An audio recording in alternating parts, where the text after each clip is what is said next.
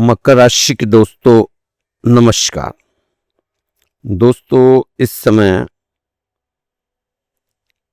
नवरात्रों का समय चल रहा है। सभी मकर राशि के दोस्तों को नवरात्रों की बहुत बहुत शुभकामनाएं। श्री राधे श्याम मंदिर परिवार की तरफ से हमारी भगवान के आगे अरदास है, विनती है, प्रार्थना है कि आपके परिवार के लिए सुख शांति माता रानी बनाए रखे और सभी प्रकार की खुशियां जो आपको चाहिए, आपकी इच्छाएं माता रानी पूरी करे, ऐसा हम माता रानी के आगे अरदास करते हैं। दोस्तों बहुत शुभ दिन है, शुभता भरे दिन है। आप भी इन शुभ दिनों में शुभ शुभ कार्य करना और अपने कर्मों को सोच समझकर करने की जरूरत है। मकर राशि के दोस्तों, अब आपके कदम निरंतर सफलता की ओर बढ़ने चाहिए। ऐसा आपको प्रयास जरूर करना चाहिए। प्रयास करेंगे तो आप कामयाबी होंगे। नेगेटिव शक्तियों की धूल जो आपके जीवन में अतीत में बैठ चुकी थी, अब वो धूल हटती हुई नजर आ रही है। सबसे पहले उस धूल को आपने पूरी तरह से साफ करना है अपने जीवन से, तभी आगे बढ़ना है। अतीत को बार बार कुरेदने की कोशिश आपने नहीं करनी। दोस्तों आप अपनी चालाकी और चतुराई का इस्तेमाल करके अपने जीवन में आगे बढ़ने की सोच बनाएं। थोड़ा सा संसार के हिसाब से भी आपको चलना चाहिए। चतुर्युग चल रहा है, कलयुग भी है और चतुर्युग है। थोड़ा सा अपने आप को लोगों के हिसाब से चलाने की आदत अब आप लेकर आए। ज्यादा भावुक होकर अपने आप को न रखें। कुछ अच्छे निर्णय लेने पड़ेंगे जीवन को आगे बढ़ाने के लिए। संयम के साथ, धीरज के साथ आप अपने कर्मों पर ध्यान दो। अब कोई भी ग्रह आपका कुछ बिगाड़ नहीं रहा, ना बिगाड़ पाएगा।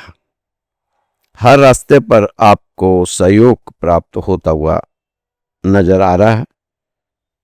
अपने चेहरे पर आपको हमेशा सदा ही एक सुनहरी मुस्कान बनाकर रखने की जरूरत है। मकर राशि के दोस्तों, ग्रहों के संकेतों को समझो, जानो, पहचानो और ग्रहों के संकेतों से तालमेल बनाकर रखो। इस समय आपकी आर्थिक स्थिति पहले से थोड़ी सी बेहतर हो रही है। धन का अभाव तो देख लिया, अब धन आते हुए भी आप देखेंगे। परेशानियों का सामना करते हुए मकर राशि वाले आगे बढ़ते रहे और अपने कर्म को बहुत ही पवित्रता भरे बना के रखा। ईमानदारी से मेहनत करते हुए यहां तक पहुंचे हैं। मकर राशि, आपको मालूम है कि रातों रात किस्मत नहीं बदलेगी। मेहनत करनी पड़ेगी, प्रयास करने पड़ेंगी, कोशिशें रंग लाएंगी। जीवन में आनंद का एहसास करते रहना चाहिए।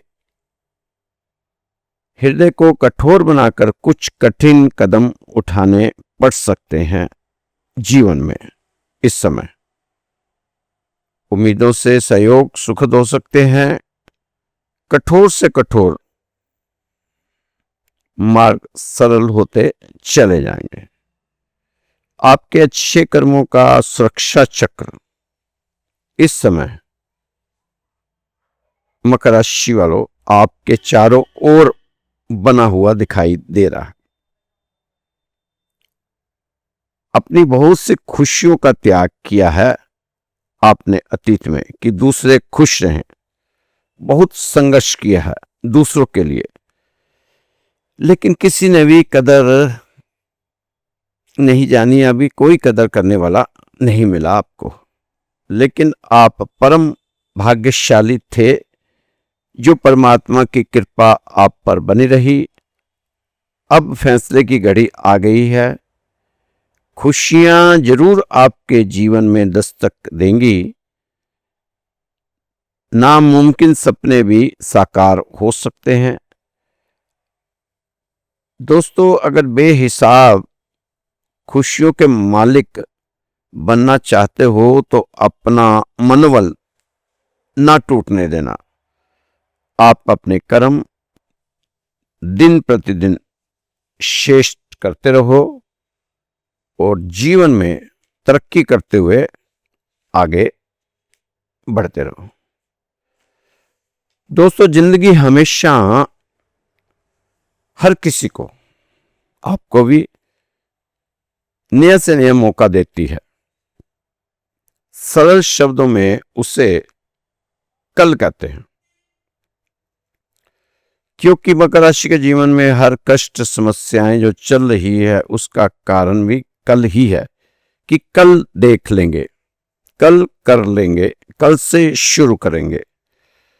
ऐसा करते करते उस कल ने इतना बड़ा जाल बिछा दिया कि उसमें से निकलना अब भारी पड़ रहा है, मुश्किल हो रहा है।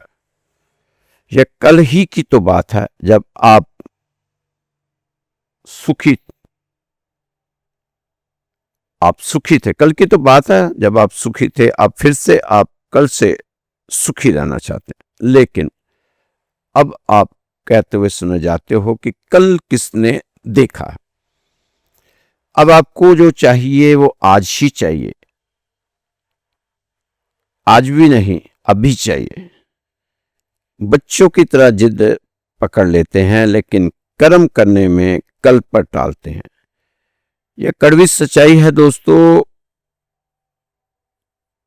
जिसे आपको सुनना ही होगा और सहना ही होगा और समझना भी होगा। दोस्तों, हर बड़ी कामयाबी समय मांगती है, इसलिए पेशेंस का साथ आपने बिल्कुल नहीं छोड़ना।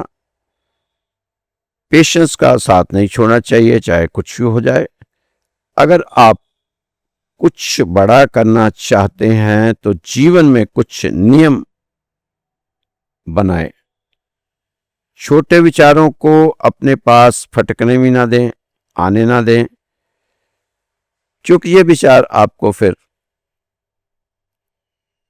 पॉजिटिव कार्य के लिए प्रेरित नहीं करते। नेगेटिव विचारों से जितना बच सको, नेगेटिव लोगों से जितना बच सको, नेगेटिव चीजों से जितना बच सको, उतना बचने की कोशिश करो। एक छोटी सी कहानी है, प्रसंग है, आप इसको समझना। ये नियम के ऊपर है कि हमारी जिंदगी में नियम कितना जरूरी है। अगर नियम बनाकर जिंदगी जिएंगे तो कब किस मोड़ पर किस्मत पलट जाए। एक परिवार एक गांव में रहता था। माँ, बेटा और बहू, 2 छोटे बच्चे। ये 5 लोगों का छोटा सा परिवार था। हमेशा बेटे को माँ टोकती रहती थी कि तू कोई काम नियम से नहीं करता। पाठ पूजा करता है, लेकिन उसका भी कोई समय नहीं। जब तेरा दिल करता है, जब नहीं दिल करता नहीं करता। सूरज को जल देता है, उसका कोई समय नहीं। जब दिल किया जल दे दिया। नहाने का समय नहीं, खाने का समय नहीं। थोड़ा अपने आप को नियमों के अधीन करके चलो, नियमों के साथ बांधो। अब तुम्हारे पिताजी इस दुनिया में नहीं रहे, माँ ने बेटे को समझाया, तो घर की जिम्मेदारी तुम्हें ही निभानी है। अगर नियम बनाकर नहीं चलोगे तो यह जो थोड़ी बहुत जमा पूंजी है पता भी नहीं चलना कब खत्म हो जाने है। लेकिन बेटा अपनी मर्जी का मालिक, किसी नियम को मानने से इनकार करता, किसी नियम को मानता ही नहीं। करता सब कुछ, धर्म कर्म सब कुछ करता था, लेकिन नियम नहीं, अनुशासन नहीं। गांव वालों ने एक राम कथा का आयोजन किया। अब जय परिवार भी महात्मा जी से मिलने रोज जाता। महात्मा जी ने उसे पाठ पूजा करने के लिए कहा। कहता मैं रोज करता हूँ। हनुमान चालीसा पढ़ने के लिए कहा। कहता मैं रोज पढ़ता हूँ। सूरज को जल रोज देता हूँ। महात्मा जी जो उपाय बताएं वो कहता मैं करता हूँ जी। महात्मा जी ने कहा अगर सब कुछ कर रहा है फिर भी पीछा नहीं छोड़ रही तेरी मुश्किलें, बरकत नहीं तेरे घर में, हो सकता है इन सब करने में कोई त्रुटि रह रही हो। जब महात्मा जी ने नियम की बात की तो कोई भी वह नियम से नहीं कर रहा था काम। महात्मा जी ने कहा कि तुम्हें कोई न कोई नियम लेना पड़ेगा। उस व्यक्ति ने कहा वो काम मुझसे नहीं होगा, मैं शर्तों के साथ कोई काम नहीं कर सकता, मेरे बस की नहीं। मैं तो अपनी मर्जी का मालिक हूं, इतना ही मालूम है मुझे। महात्मा समझ गए कि यह नहीं समझेगा, हर चीज को मजाक में टाल रहा है। पर महात्मा जी को उसकी मां पर दे आ रही थी, जो बार बार उसके लिए कह रही थी, रो रही थी। महात्मा जी ने कहा कोई तो एक नियम ले लो। आप 43 दिन तक नियम बना लो कि मैं रोज मंदिर जाकर सफाई करूंगा। उसने तुरंत कहा तो वो पंडित जी सफाई कर देते हैं,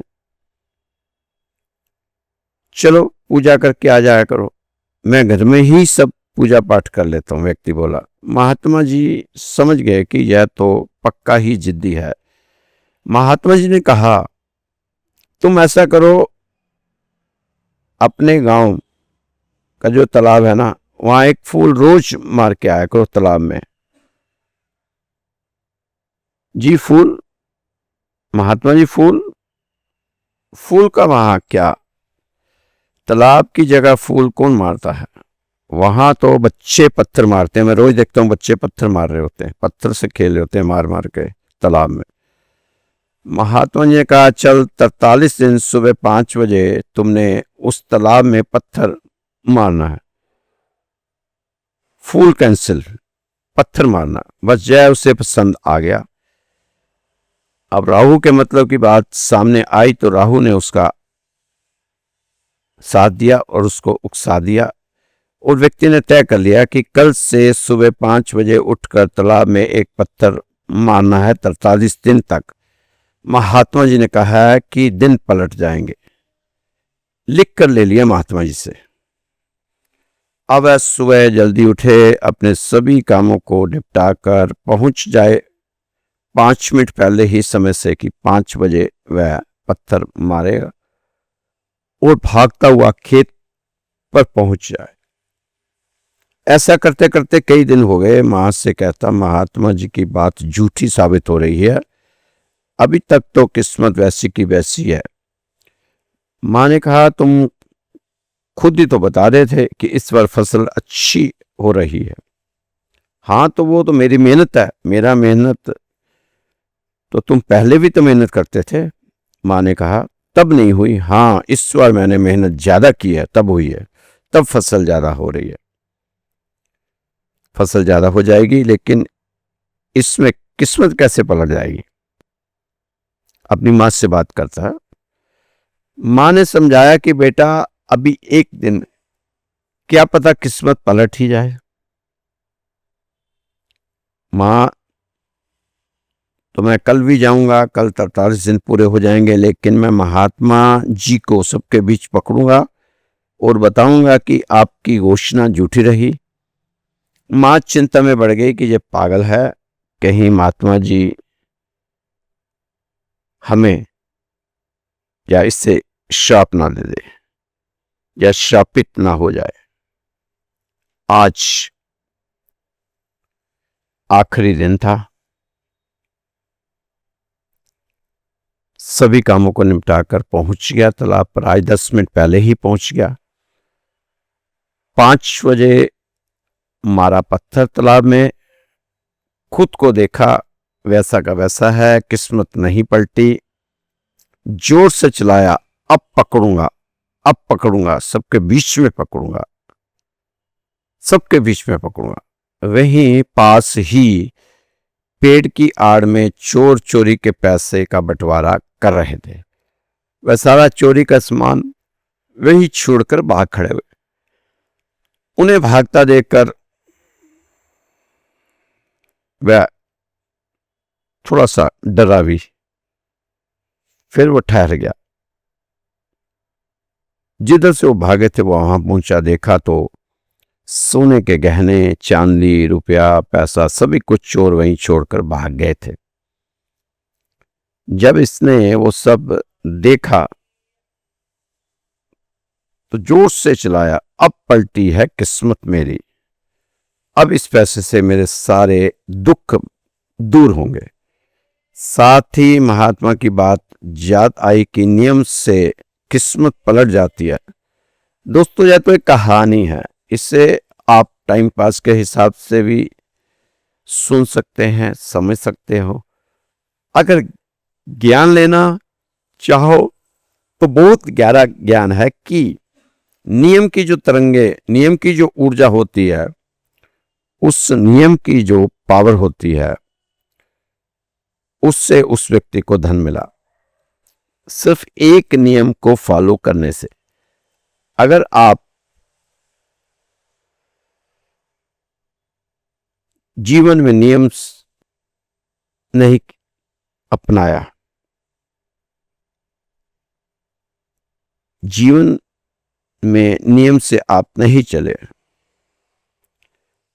तो आज वो कहीं नहीं पहुंचे। और जो व्यक्ति नियम से चला होगा, नियम अनुशासन से चला होगा, वो कहीं का कहीं पहुंच गया होगा।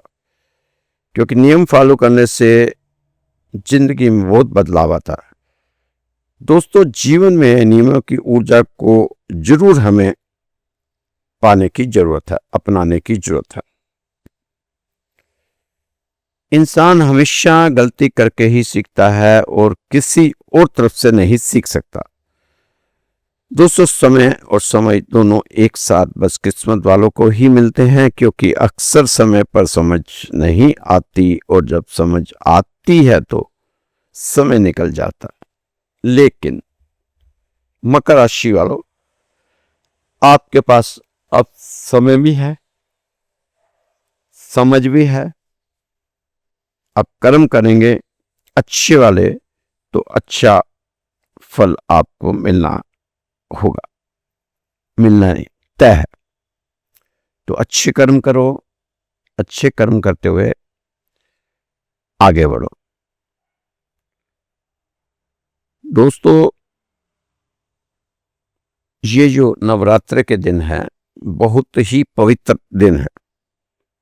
इन दिनों आप भगवान से जो मांगेंगे आपको वो मिलेगा। बस आप भगवान के सामने बैठ जाओ हाथ जोड़कर, उसको फिर सब समझ जाए आपको क्या देना है, कब देना और क्यों देना। क्या आपने कभी ऐसा महसूस किया है कि आप बिल्कुल ठीक ठाक थे, नॉर्मल थे, रिलैक्स थे, लेकिन किसी व्यक्ति से मिलने या किसी माहौल में समय बिताने के बाद अचानक थकावट, मन भारी या बेचैनी महसूस होने लगी? ऐसा लगा जैसे आपके भीतर की ऊर्जा किसी ने खींच ली हो, जैसे आप टेंड हो गए हो, आपको सोचते रह गए हो, आखिर मेरे साथ ऐसा क्यों होता है? दोस्तों, अगर आप अंदर से कोमल और गहरे हैं तो इस दुनिया की अशांत ऊर्जा आप पर जल्दी असर करती है। और जब आप की आभा, आपका ओरा कमजोर हो तो लोग अनजाने में ही आपकी ऊर्जा को ले जाते हैं। जैसे सूखे पत्तों से किसी पेड़ की हरियाली खींच ली जाए। अगर आप इस दर्द को समझते हैं, आप कभी कभी आपने यह सोचा होगा कि मैं सबकी मदद करता हूं लेकिन बदले में मैं खाली पन क्यों महसूस करता हूं। आपको कारण समझ आ जाएगा। दोस्तों, आप अपने ओरा को मजबूत बनाएं ताकि सामने वाला आपको कमजोर ना बना पाए। दोस्तों, ओरा क्या होता है? हर इंसान सिर्फ शरीर ही नहीं होता, उसके चारों तरफ एक ऊर्जा का घेरा होता है जिसे हम ओरा कहते हैं। नंगी नजरों से दिखाई नहीं देता, लेकिन इसका असर हर पल हमारे विचारों, भावनाओं और निर्णयों पर पड़ता है। दरअसल ओरा आपके विचारों, आपकी भावनाओं, आपके आध्यात्मिक स्तर की सतत छाया जैसे धूप में खड़े व्यक्ति की परछाई होती है। और वह ओरा, जब आपका ओरा मजबूत होता है तो कोई भी नकारात्मक, कोई भी ईर्ष्या, कोई भी मानसिक थकान आप तक पहुंच नहीं पाती। आप मुस्कुराते हैं,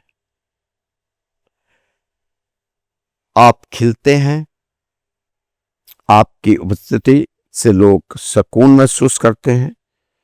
जब ओरा कमजोर होता है तो लोग आपसे सिर्फ बात करके, आपके पास बैठकर ज्यादा समय तक नहीं बैठ पाते, वो आपसे अपनी दूरी बना लेते हैं।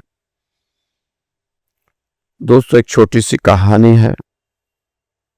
जो ईश्वर पर विश्वास करते हैं, जो आध्यात्मिक हैं, वो फिर हर चीज को भगवान का प्रसाद समझ के ग्रहण करते हैं। वो कहते हैं ईश्वर जो करेगा वो अच्छा ही करेगा। एक राजा का सेनापति बहुत आध्यात्मिक था। सब कुछ भगवान की कृपा से ही हो रहा है। हमेशा सब किसी को यही बताता था कि जो हो रहा है भगवान की कृपा से हो रहा है, भगवान की कृपा के बिना पत्ता नहीं हिल सकता, और जो हो रहा है बढ़िया ही हो रहा है, क्योंकि भगवान कभी किसी का बुरा करता ही नहीं। वो ऐसा था कि उसके साथ कुछ भी हो जाए, पर यही कहता कि ईश्वर तेरी मेहरबानी बहुत बढ़िया हो गया। बस यही उसकी रटी रटाई बातें थी। एक बार राजा ने उसे कहा कि तुम हर बात पर बढ़िया बढ़िया होकर, बड़ा चढ़ाकर बात करते हो, रटते रहते हो। ईश्वर जो करता है बढ़िया करता है। तुम मेरे दोस्त हो, लेकिन कुछ तो ऐसा होता ही होगा ईश्वर द्वारा जो बढ़िया नहीं होता।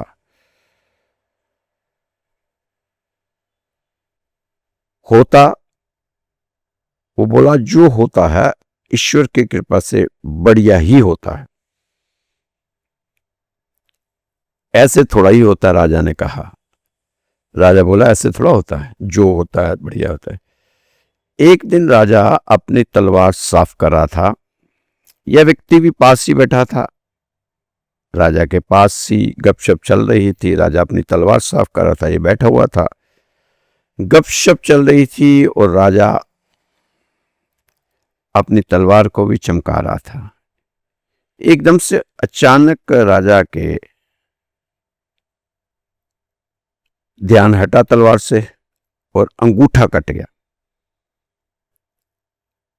खून की धार बह गई, अंगूठा जमीन पर पड़ा था, खून निकल रहा था। सैनिक भागते आए।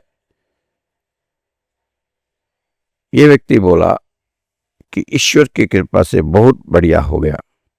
राजा दर्द से करा रहा, तड़फ रहा, और ये व्यक्ति कह रहा है बहुत बढ़िया हो गया। राजा ने कहा पागल हो गए हो क्या, जेल में डालो। दर्द से तड़फ रहा हूं और ये कह रहा है कि बढ़िया हो गया, बढ़िया हो गया, बढ़िया हो गया। सैनिकों ने जेल में बंद कर दिया। जब जेल के अंदर गया तो कहता बहुत बढ़िया हो गया, बहुत बढ़िया हो गया।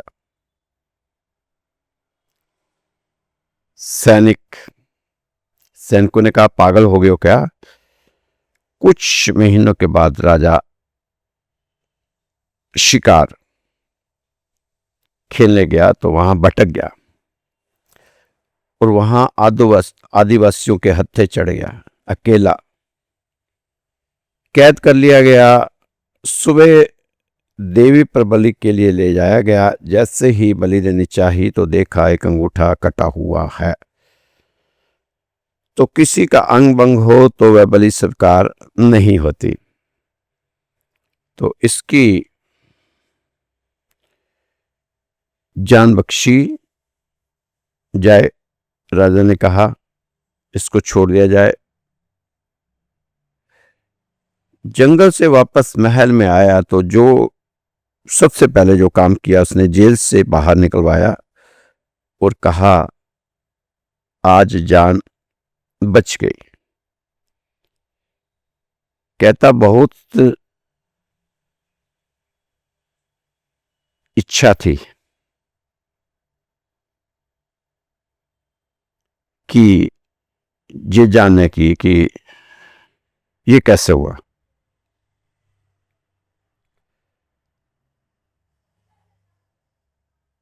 चलो ये तो सब बढ़िया हो गया कि मैं बच गया, मेरा अंगूठा कटा था तो मैं बच गया, परंतु तुम 1 साल जेल में बंद हो ये कैसे बढ़िया हो। ये मुझे समझ नहीं आ रहा कि तुम जेल में बंद हो, ये बढ़िया कैसे हुआ। कहता कि महाराज मैं हमेशा आपके साथ रहता था, अगर आज भी होता तो आप तो बच जाते, लेकिन मैं मारा जाता। इसलिए कहते हैं जो हुआ बढ़िया हुआ। तो दोस्तों इन चीजों को आप भी थोड़ा सा अपने जीवन में उतारने की कोशिश करो, क्योंकि हमें ज्यादा से ज्यादा परमात्मा की जरूरत है। परमात्मा के साथ नजदीकियां बढ़ानी चाहिए, परमात्मा से दोस्ती करनी चाहिए और हमेशा परमात्मा की बड़ाई करनी चाहिए। बड़ा बड़ा करें परमात्मा की बड़ाई, परमात्मा की कृपा मांगा करें, परमात्मा की नजर और प्यारी दृष्टि मांगा करें कि आपकी दृष्टि हमेशा मेरे कर्मों पर रहे। मुझ गरीब नवाज को अपने खाते में रखना, अपने बही खाते में मेरा नाम चढ़ा रहने देना। मैं आपको यकीन से बता रहा हूं कि जिन्हें भी कृष्ण कन्हैया प्यार से अपनी नजर के खाते में रखते हैं तो फिर उनके लेखों को कन्हैया पढ़ते नहीं, उनके लेखों को बिना पढ़े ही फाड़ देते हैं। दोस्तों जिंदगी का आखिरी ठिकाना क्या है ये सभी जानते हैं कि हमारी आखिरी मंजिल क्या है, परमात्मा का घर। सभी ने वही जाना है, ये यात्रा उसकी ओर ही जा रही है। जिंदगी वाली गाड़ी का आखिरी स्टेशन परमात्मा का घर। तो कृष्ण भक्त तो उस घर में जाने के लिए कुछ अच्छा कर लें, क्योंकि कभी कभी किसी बहुत बड़े व्यक्ति के पास जाओ तो कुछ ना कुछ अच्छी चीज लेके जानी पड़ती है। तो आप अपने अच्छे कर्म लेके जाना परमात्मा के पास। दोस्तों, जब भी आप अरदास करते हो तो अपने के बीच में से निकाल लिया करो। बस यही कहा करो कि ये आपके प्रेमी की तरफ से अरदास है। चिट्ठी तो इसकी है, मैं तो सिर्फ पढ़ रहा हूं। अब इसका जवाब आप ही दें, आपसे ही चाहिए। एक दोस्तों, कोशिश करो मैं से बचने की। मैं से बच के रहना आपके लिए बहुत फायदेमंद हो सकता है इस समय। प्रभु, आप चाहे जितनी बड़ी सेवा मुझसे ले लो, पर आपने मुझे मेरी मैथ से बचाना है। नहीं तो मैं परीक्षा में फेल हो जाऊंगा, मेरे पेपर कैंसिल हो जाएंगे। इसलिए प्रभु, मुझे मेरी मैथ से बचा लो। मैं अच्छा हूं, बुरा हूं, बेईमान हूं, विकारों से भरा हुआ हूं, नादान हूं, अवगुण से भरा हुआ हूं, पर गुणगान मैं आपका ही गा रहा हूं। और मुझे माफ कर देना, मेरे गुनाहों को बुला देना। मैं हूं तो आपका बच्चा है। पीछे के अवगुण बख्श दें और आगे का सद्मार्ग दिखा दें परमात्मा जी। तो दोस्तों, जब आप अकेले होते हो तो प्रभु के साथ बात किया करो। अगर 2-4 लोग साथ हो तो फिर प्रभु के बारे में बात किया करो। किसी को इस समय बुरा भला ना कहा करें। निंदा, चुगली, घृणा, द्वेष, इससे आप परे रहें। इससे परे रहेंगे तो आप भगवान की नजरों में अच्छे बने रहेंगे। दोस्तों, नवरात्रों के विशेष दिन, आप अगर चाहते हैं कि इन शुभ दिनों में आपके लिए माता रानी के सामने आपकी अरदास लगाई जाए, स्पेशल अरदास, तो आप हमें अपना नाम और गोत्र स्थान भेज सकते हैं। आपके नाम की सुबह और शाम दोनों समय अरदास लगाई जाएगी। कोई खर्चा नहीं है, इसमें कोई शुल्क नहीं है, छुपा हुआ शुल्क नहीं है। आप तो मेरे व्हाट्सएप नंबर पर सिर्फ मैसेज छोड़ दें या अपना डिटेल जो है मैंने बताया सेंड कर दें। मेरा नंबर है 9315336907। तो दोस्तों, खुश रहो, मस्त रहो, स्वस्थ रहो, व्यस्त रहो, तंदुरुस्त रहो। कल फिर मिलेंगे आपकी राशि के साथ। जय श्री कृष्णा, जय श्री राधे।